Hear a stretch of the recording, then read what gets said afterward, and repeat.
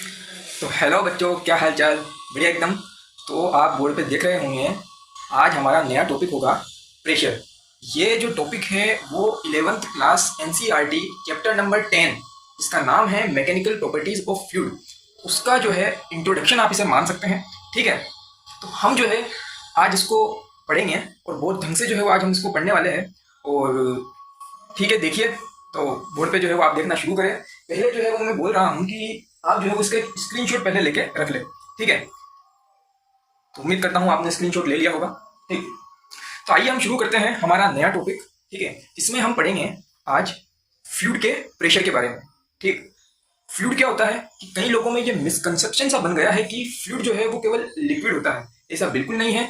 Fluid में liquid भी होता है और फ्लूइड में गैस भी होती है। मतलब कि आप गैस को भी फ्लूइड बोल सकते हैं और लिक्विड को भी फ्लूइड बोल सकते हैं। ठीक है, सॉलिड एक अलग चीज।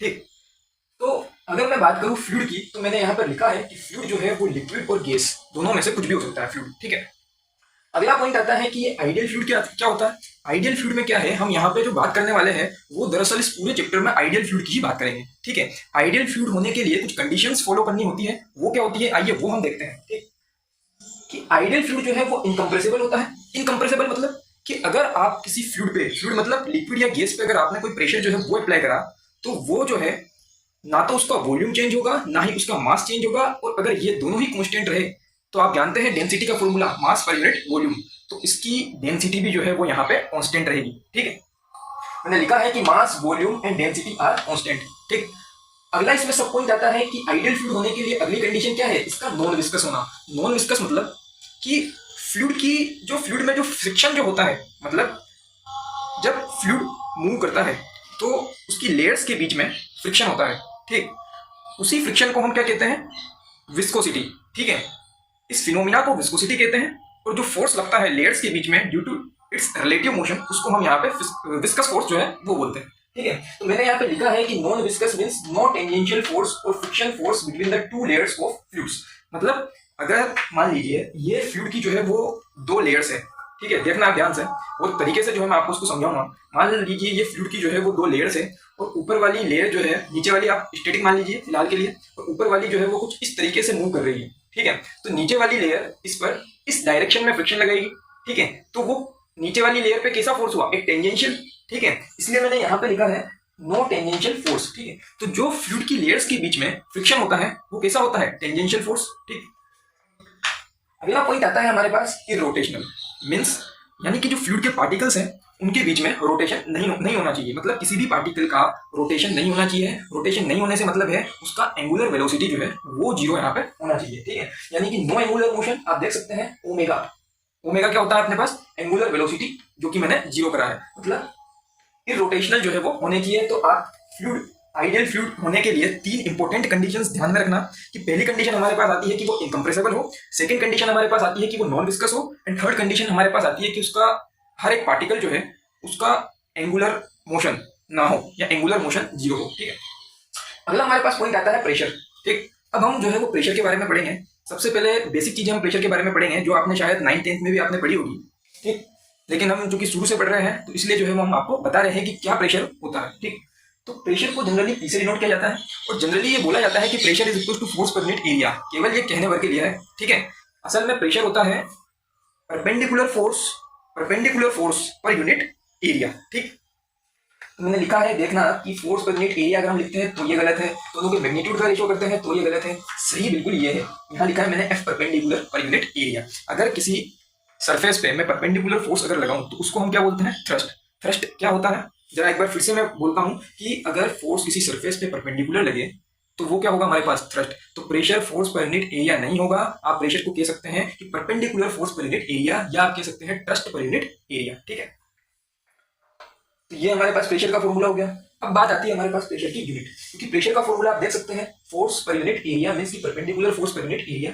फोर्स की यूनिट होती है न्यूटन, एसआई यूनिट, और एरिया की यूनिट मीटर स्क्वायर। तो इस हिसाब से यहाँ पे हम इसको कंबाइंड फॉर्म में कहते हैं पास्कल, क्योंकि प्रेशर की जो उत्पत्ति करी थी वो पास्कल साहब ने करी थी, इसलिए उनके नाम से रिलेट करते हुए उन्होंने इस यूनिट को दिया पास्कल, जिसको कि हम कैपिटल पी स्मॉल ए से रिप्रेजेंट करते हैं। ठीक है, डायमेंशन कई बार प्रेशर का पूछ लिया जाता है, तो इसका डायमेंशन हम कैसे निकाल सकते हैं, force per unit area. Force होता है m1 L1 T-2, m1 L1 T minus 2 divided by area का क्या होगा, एरिया यानी कि n इंटू एल, तो एल का स्क्वायर है, तो यहाँ से हमारे पास इसका डायमेंशन आ जाएगा m1 L minus 1 T minus 2। ठीक, अब हम आगे चलते हैं कि प्रेशर जो है वो एक स्केलर क्वांटिटी है।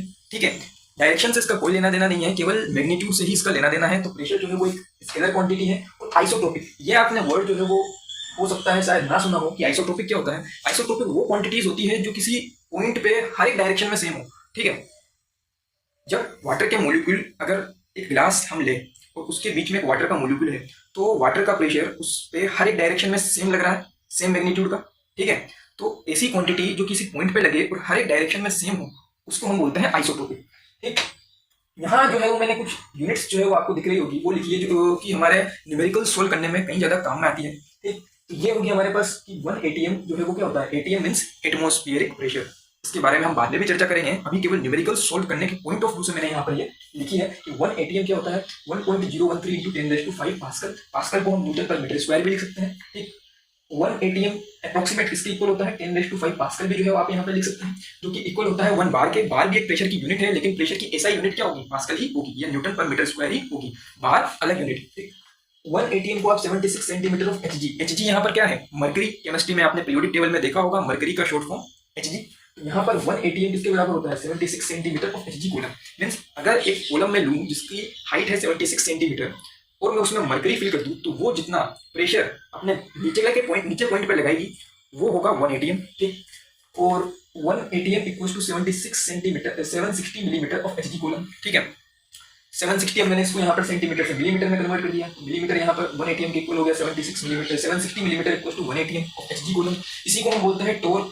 टोर भी एक साइंटिस्ट थे, आप पढ़ेंगे टोरिसल्स लॉ। ठीक है, इसका डिस्कस हम बाद में करेंगे, तो उनके नाम पे भी एक यूनिट बनाई गई है, टोर। ठीक, अगला मैंने लिखा है कि 1 लीटर क्या होता है आपके पास, 10⁻³ मीटर क्यूब। ठीक है, ये आपको याद रखना है क्योंकि ये न्यूमेरिकल सोल्व करने में काफी काम आता है। तो 1 litre 10⁻³ metre cube, 10⁻³ centimetre cube, तो 1 डेसीमीटर क्यूब। ठीक, अब हम आगे पढ़ेंगे कि वेरिएशन ऑफ प्रेशर। एक तो हम वर्टिकली पढ़ेंगे, ठीक है, यानी कि ऊपर जाते हैं तो क्या होगा, एक टैंक के अंदर अगर हम नीचे जाए तब क्या होगा। ठीक है, तो ये हम पढ़ने जा रहे हैं वेरिएशन ऑफ प्रेशर वर्टिकली। ठीक, मान लीजिए मेरे पास मैं कुछ लाया हूँ, ये आप देख सकते हैं, ये पानी से भरा हुआ ग्लास। ठीक, अब इसमें हम क्या करेंगे कि ऊपर से लग रहा है हमारे पास एयर का प्रेशर, जिसको हमने यहाँ पे क्या बोला है, P0। ठीक है, अगर यहाँ पे देखना, अगर मैं यहाँ पे, शायद आपको ना दिखे, अगर हम यहाँ पे एक पॉइंट एज्यूम कर लें इस जगह पे, यहाँ पे, ठीक है, अंदर बिल्कुल मिडिल में। ठीक, और इस पॉइंट पे अगर प्रेशर हमें कैलकुलेट करना है तो वो कैसे किया जाता है वो मैंने यहाँ पे बताया है। ठीक है, तो ग्लास में रख देता हूँ, फिर से ये काम आएगा जल्दी, उम्मीद है मुझे। ठीक है, तो मैंने यहाँ पे क्या लिया, उस ग्लास के अंदर मुझे इस पॉइंट पे अगर प्रेशर कैलकुलेट करना है तो ऊपर से एयर जो कि एटमॉस्फेरिक प्रेशर है, नोट से मैंने उसको रिप्रेजेंट किया, नीचे से इस पॉइंट पे वाटर प्रेशर लगा रहा P। ठीक है, और यहाँ पे मैंने इस प्रेशर को कैलकुलेट करने के लिए एक एजम्पशन के रूप में सिलेंडर को कंसिडर करा है। ठीक, इस सिलेंडर को मैंने बाहर लिया, बाहर लेने के बाद इसका हाइट जो है वो h।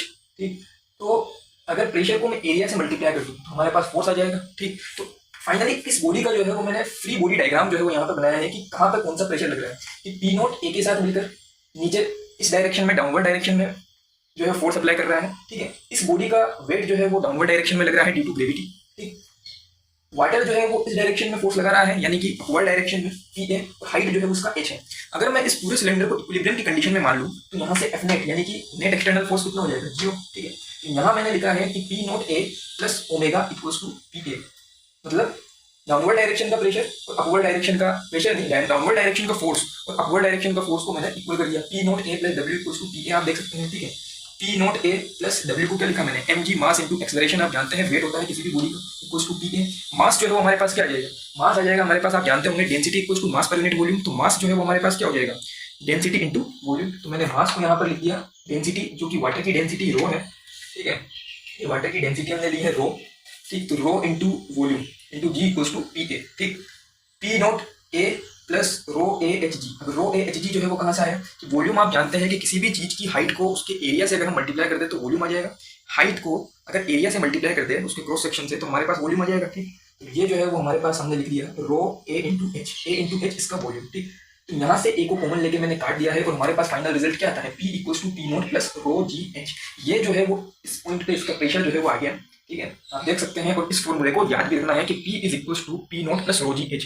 मीन्स सरफेस जो ऊपर का जो सरफेस है वहाँ एयर प्रेशर लगा रही है जो कि पी नोट है, और इस एच हाइट पे है, और साथ में मल्टीप्लिकेशन है रोजी का। ठीक है, तो P equals to P nought plus rho g है। ये इंपॉर्टेंट है बहुत ज़्यादा, तो आप इसको याद रखें। ठीक है, अगला पॉइंट हम लेते हैं कि हमने वर्टिकली जो है वो देखा, अब हम देखते हैं हॉरिजॉन्टली कि हॉरिजॉन्टली किस तरीके से प्रेशर जो है वो इंक्रीज होगा या डिक्रीज होगा, आइए देखते हैं।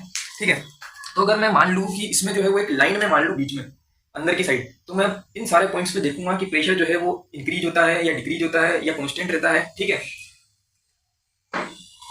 तो हम देखते हैं वेरिएशन ऑफ प्रेशर हॉरिजॉन्टली। मैंने फिर से जो है वो ग्लास आपको भी दिखाया था, उसका फोटो मैंने बनाया। ठीक है, अब हमें प्रेशर जो है वो इस पॉइंट पे और इस पॉइंट पे जो है आप देख सकते हैं, P1 जो है वो वाटर का प्रेशर है इस साइड से, P2 जो है वो इस साइड से वाटर का जो है वो प्रेशर है। ठीक है, अगर मैं इसका FBD जो है वो बनाऊं तो हॉरिजॉन्टली P1 और A मिलके इस डायरेक्शन में फोर्स बना रहे हैं, P1A, और P2 और A इसका जो एरिया है, A इसका क्रॉस सेक्शन एरिया है जो कि इस डायरेक्शन में फोर्स बना रहे हैं P2A। ठीक है, अगर मैं इसको इक्विलिब्रियम में मानूं तो वही F नेट जीरो से A नेट जो है वो इसका जीरो हो जाएगा। तो मैंने यहाँ लिखा है कि A नेट अगर जीरो है यानी कि ये नॉन एक्सेलरेटेड है, यानी कि वाटर जो है वो स्टैटिक कंडीशन में है। ठीक है, तो हमारे पास क्या आएगा कि इधर लगने वाला फोर्स और इधर लगने वाला फोर्स को हमने इक्वेट किया, P1A इक्वल्स टू P2 है, तो फाइनली रिजल्ट क्या है हमारे पास, P1 equals to P2। Means अगर हम किसी वाटर अगर स्टैटिक कंडीशन में है, रेस्ट की कंडीशन में है किसी वेसल के अंदर, और उसमें किसी एक हॉरिजॉन्टल लाइन पे हमें प्रेशर निकालना है, तो वो जो प्रेशर होगा उस हॉरिजॉन्टल लाइन पे हर एक पॉइंट पे इक्वल होगा। क्या कंडीशन में, कि अगर वाटर जो है वो रेस्ट की कंडीशन में है, मींस की नॉन एक्सेलरेटेड। ठीक, तो मैंने यहाँ लिखा है कि pressure at all the point present on the same horizontal line is same if A net is equals to 0 means non accelerated. ठीक, अब हमारे पास इसका 8 पॉइंट आता है। इसमें यूं है 8 पॉइंट में कि मान लीजिए जैसे कि ये जो है ग्लास, इसमें हमको बॉटम में जो है वो प्रेशर निकालना है, इसका हाइट मान लीजिए अगर स्मॉल h है। ठीक है, और इसी टाइप का मैं इतनी ही हाइट का जो है एक दूसरा ग्लास लूँ, लेकिन उसका जो शेप है वो कुछ इस तरीके से है। देख सकते हैं आप यहाँ, ये मुड़ा हुआ शेप है और इसका सीधा शेप है, लेकिन हाइट जो है वो दोनों में जो लिक्विड भरा हुआ है वो दोनों की सेम है, इधर भी h है और इधर भी h है। ऊपर प्रेशर जो है वो एयर सेम प्रेशर लगाइए, एटमॉस्फेरिक प्रेशर P0 और P0। ठीक, दोनों के अंदर जो फ्लूइड जो है वो भरा हुआ है, दोनों का डेंसिटी रो है। ठीक है, तो जो बेस पे जो पॉइंट है उन पर लगने वाला प्रेशर भी क्या होगा, सेम होगा। तो इससे क्या रिजल्ट हमारे पास आता है कि शेप से लेना देना नहीं है, केवल हमें लेना देना है उसकी हाइट से, कि अगर रो सेम हुआ एटमॉस्फेरिक प्रेशर तो सेम रहता ही है, और अगर हाइट सेम हुई तो दोनों पॉइंट पे लगने वाला प्रेशर भी क्या होगा, सेम होगा। P equals to P0 plus OGH हमारे पास निकल कर आएगा। ठीक है, 9 पॉइंट में क्या करा, मैंने इस इक्वेशन की कंपेरिजन जो है वो किया है y equals to mx plus c, जिसको आप भली बात जानते होंगे कि एक स्ट्रेट लाइन की इक्वेशन है। ठीक है, तो अगर P को मैं y कंसीडर कर लूँ, रो GH को mx कंसीडर कर लूँ, P नॉट C जो कि इंटरसेप्ट होता है y एक्सिस पे, और अगर मैं इसका कर्व ड्रॉ यहाँ पर करूँ तो नीचे जो है वो मैंने h यानी कि हाइट के लिए x एक्सिस का यूज करा, y एक्सिस का यूज मैंने प्रेशर के लिए करा। ठीक है, इंटरसेप्ट कितना है y एक्सिस में, C इंटरसेप्ट है P नॉट, तो P नॉट अगर हाइट जो है वो इंक्रीज होती है तो प्रेशर भी हमारे पास क्या होगा, इंक्रीज होगा। ठीक है, ये एंगल थीटा है जो कि स्लोप बताता है, स्लोप आप जानते होंगे टेन थीटा के इक्वल होता है, और यहाँ स्लोप हमारे पास क्या आएगा, रो जी। ठीक है, कंपैरिजन करके आप देख सकते हैं स्लोप हमारे पास यहाँ पे रो जी आ रहा है। ठीक है, तो ये मैंने बता दिया आपको कि प्रेशर के बारे में, आइडियल फ्लूइड क्या होता है, प्रेशर का वेरिएशन कैसे होता है, वर्टिकली अपवर्ड डाउनवर्ड जाने पे, हॉरिजॉन्टली जाने पे प्रेशर का वेरिएशन कैसे होता है। ठीक है, अब जो है अगले टॉपिक में हम बात करेंगे कि अगर हम वेसल को ही जो है वो मूव कराने लग जाए तब जो है वो प्रेशर कैसे इंक्रीज होता है, कैसे डिक्रीज जो है वो होता है। आगे हम इसके बारे में डिस्कस करेंगे, तब तक के लिए आप पढ़ते रहिएगा, पढ़ना बिल्कुल ना छोड़िए। ठीक है, क्योंकि एग्जाम जो है वो करीब आ रहे हैं। तो आज के लिए इतना ही, goodbye and have a nice day.